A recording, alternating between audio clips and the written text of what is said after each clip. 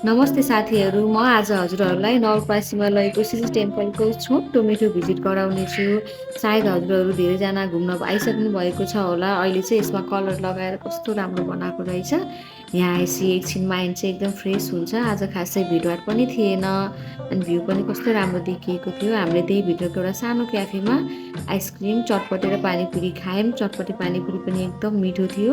चटपट पानीपुरी खाइसकेपछि हामी अझै एकैछिन घुम्यौँ होइन। मैले चाहिँ त्यहाँको यसो घन्टी पनि बजाइदिएँ। अनि हेर्नुहोस् न, यो भ्यू पनि कस्तो राम्रो छ क्या यहाँनिरको चाहिँ। अनि सिजी टेम्पलभित्र चाहिँ सपिङ गर्नको लागि पनि धेरै कुराहरू छ।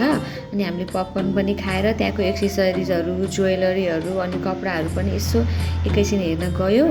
अनि त्यहाँ